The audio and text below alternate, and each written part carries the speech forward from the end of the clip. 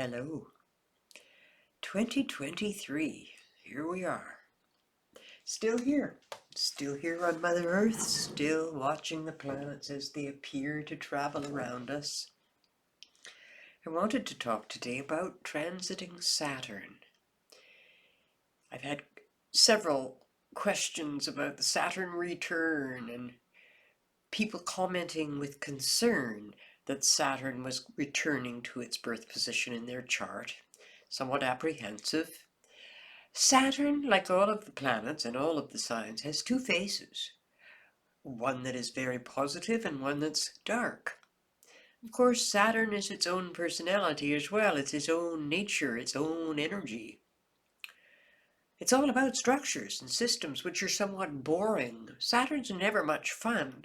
At best, it's self-discipline and focus on structure building, making the systems and structures in our lives stronger. But when Saturn shows its other face, we have problems with our structures and our systems. We're talking about your relationship, your primary relationship, your family, your job, your residence, your body. All of these are your Saturn things, and these come under great focus when the Saturn return is taking place. But we start with the birth chart, because Saturn, wherever it is in the birth chart, tells a story. And then transiting Saturn, as it comes around, transiting along in 27, 28 years after you're born, comes right back to where it started from. And this is the Saturn return. It's a universal birthday, demarcating the end of one 30-year phase of your life and the entry into the next 30-year phase of your life. And Saturn, again, is all about your structures and your systems and those very serious things in our world. Is Saturn well aspected in the birth chart? Or is it challenged? Meaning, does your birth Saturn form trines and sextiles with the other planets, or is it forming squares and oppositions in the birth chart? Because Saturn's going to bring the energy of Saturn with it as it transits through your chart. And the energy of Saturn is something we all share, but we also have a very unique energy experience with Saturn in each lifetime. So we have to start with the birth chart. The birth chart represents a set of seed potentialities for the life. Some people think of it as a blueprint or a roadmap for the life. It is in fact a clock, a very personal clock. We freeze frame time. The moment you were born, the location you were born, the latitude and longitude, and the precise moment that you entered into time. So the birth chart is a document that freezes time at a certain location at the moment you were born. Ideally, if it's accurately calculated, and someone took the time to record the birth time. I think of the birth chart as a map of a person's consciousness, but it does represent a set of seed potentialities for the life. So one has to look at what energies are represented in the birth chart. Who one is. When we're looking at a birth chart, there's three key points. Sun sign, moon sign, and ascending sign. These are the three key points in any birth chart that you have to study and become aware of what they tell, the story they tell. The sun sign, and of course the house it's in at birth, where is it frozen? The moon sign, and the house it's in at birth. Which house? Where did it lock in? And what sign was coming over the eastern horizon at the moment of your birth? This changes every 2 hours as the Earth turns on its axis, every 24 hours. So we have the ascending sign, which represents your outer personality, your physical body type, and your outer personality traits, how you interact with the outer world. The sun sign represents who you are, your inherent nature, your character traits. The moon sign in the birth chart indicates your emotional needs that come from the subconscious. Your emotional needs that are built in during the first 3 years of your life with your environment and your parentage, which varies, of course, with each individual. So the sun sign tells us what we want in life, and the moon sign tells us what we emotionally need in life, and the ascending sign tells us how to go about getting those things, or how the individual does. These are the 3 key points to any chart.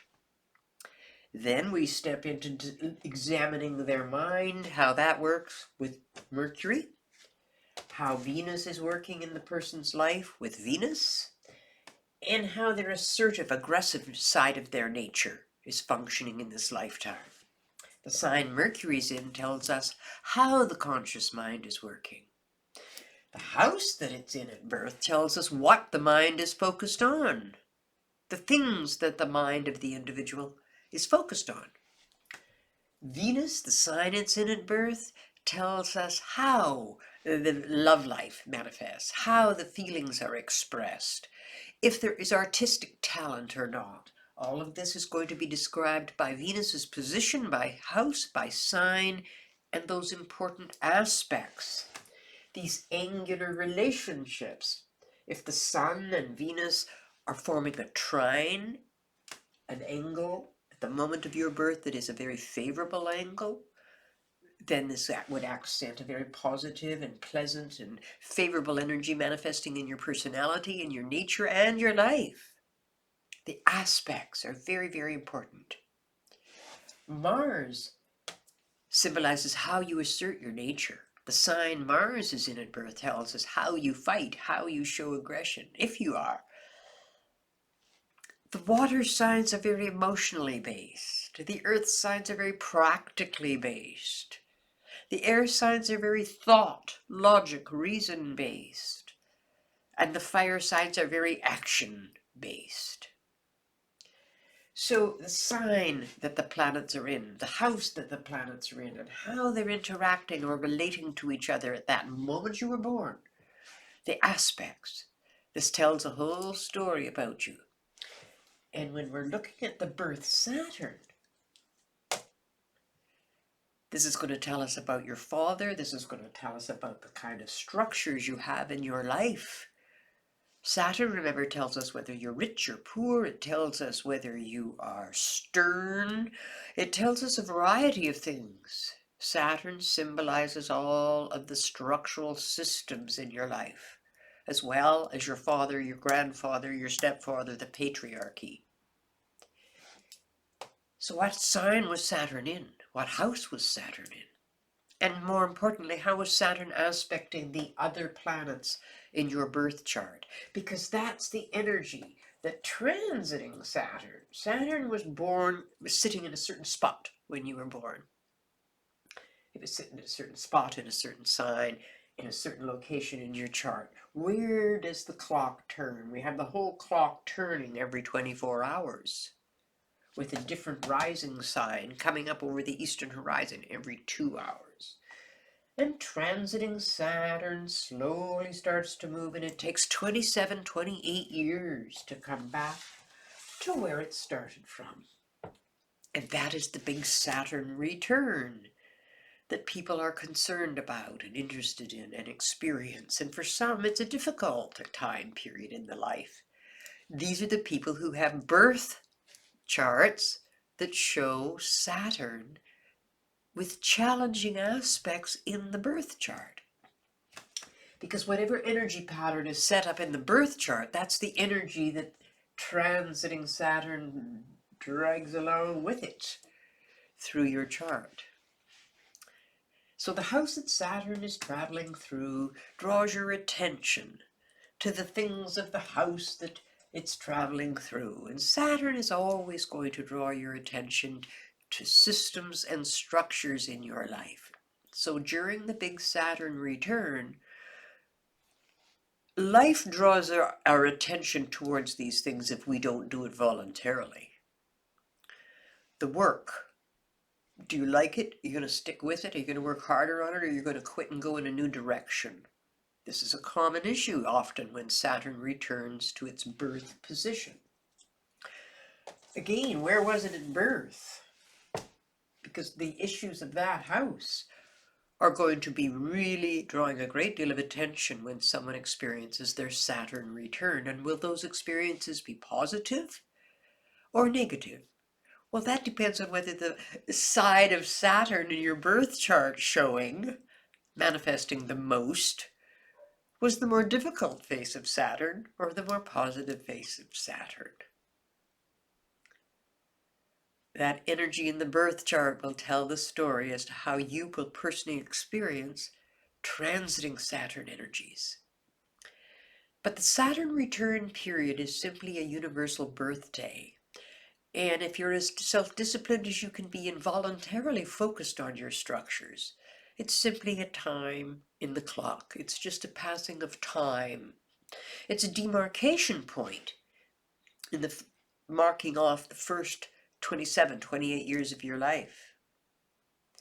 The second Saturn return, again, it demarcates, it marks off that second big phase of your life. And if we live to be very, very old, we get 3 Saturn returns. And when Saturn returns to its original position, there's always a great deal of focus on, am I living in the right house? Is it time to sell and move, or should I rent a different place? It's time to see a shift in structures. Many years ago, people were marrying very young, and often we'd see a great deal of divorce taking place on the Saturn return, the first Saturn return. Now, we see many people getting married on their first Saturn return. So at the end of the 20s, this urge to commit, to build strong structures that would last the next 30 years, this is what kicks in individual lives. And again, it's experienced in a more positive way. Saturn does symbolize authority figures and parents, and for those who were born with a very positively aspected birth Saturn, they often receive a great deal of assistance from Saturnine people when Saturn return is taking place in their life. For others, it is simply a time to become conscious that some structures in the life aren't working. So it's time to either let them go or fix them. We're talking relationships, we're talking your physical body, we're talking your job. Either time to change direction or change how you're taking care of these things or how these things are constructed. Or if they're working well, great, commit to them even more. This is the big Saturn return. Take care.